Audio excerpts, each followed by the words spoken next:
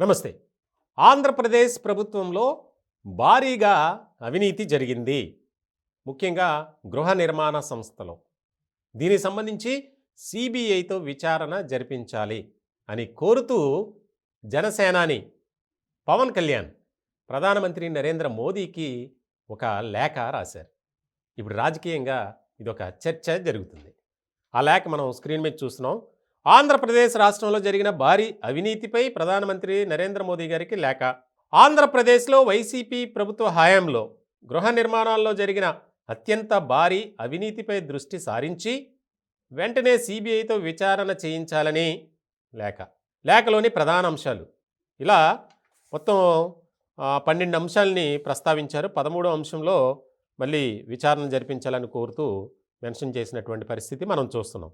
First point, పేదలకు సొంతిల్లు పేరుతో కేవలం స్థలాలను సేకరించడం కోసం వైసీపీ ప్రభుత్వం 35,141 కోట్ల నిధులను వెచ్చించింది. ఇందుకు సంబంధించి ఖర్చు చేసిన నిధుల్లో గోల్మాల్ జరిగింది.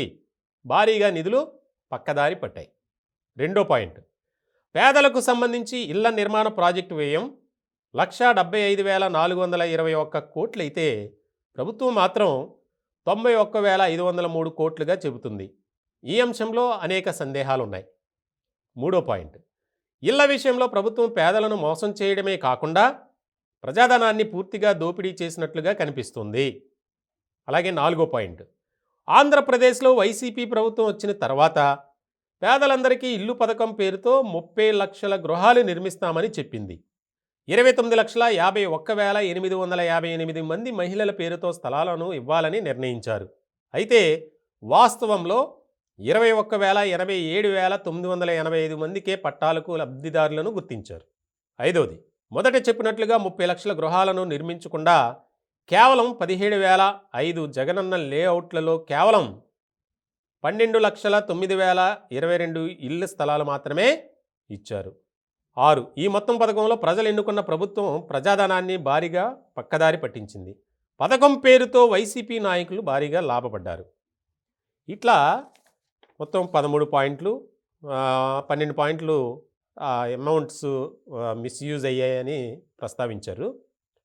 13వ పాయింట్లో ఈ మొత్తం పథకంలో ఉన్న అన్ని విషయాలను గమనించి ఈ పథకం అమలు తీరుపై సిబిఐతో పాటు ఈడీ విచారణ చేపడితే పేదల గృహ నిర్మాణ పథకంలో చోటు చేసుకున్న మరింత లోతైన అవినీతి బయటపడే అవకాశం ఉంది.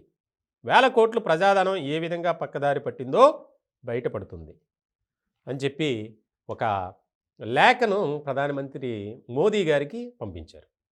ఇప్పుడు ఈ లేఖ అంశం వైసీపీలోనూ ఇటు జనసేనలో కూడా ఆసక్తికరమైనటువంటి పరిణామంగా మారింది. ఎందుకంటే గతంలోనే వైసీపీ ప్రభుత్వంలో భారీగా అవకతవకలు, అక్రమాలు, అవినీతి జరిగింది అని చెప్పి జనసేన ఆరోపణలు చేస్తుంది. ఇలాంటి క్రమంలో తాజాగా కొద్ది రోజుల క్రితం నాదెండ్ల మనోహర్ కొన్ని డిపార్ట్మెంట్స్కి సంబంధించి ఈ రకమైనటువంటి పత్రాలతో, ఆధారాలతో ప్రెస్ మీట్ పెట్టి దీనికి మీరు సిద్ధమా, చర్చకు సిద్ధమా, మా దగ్గర ఇదిగో ఆధారాలు ఉన్నాయి, మీరు రండి, సమాధానం చెప్పండి అని ప్రభుత్వాన్ని ప్రశ్నించారు. కానీ దానికి సంబంధించి ప్రభుత్వం నుంచి కానీ అలాగే వైఎస్ఆర్సీపీలో ఉన్నటువంటి పెద్దల నుంచి కానీ ఎలాంటి స్పందన రాలేదు. ఇలాంటి క్రమంలో ఈ గృహ నిర్మాణ శాఖలో కోట్లాది రూపాయలు అవినీతి జరిగింది అనే అంశం మీద మరి వైఎస్ఆర్సీపీలో ఉన్నటువంటి పెద్దలు, ప్రభుత్వంలో ఉన్నటువంటి పెద్దలు ఏ రకమైనటువంటి ఆన్సర్ ఇస్తారు అనేది ఇక్కడ కీలకంగా మారింది.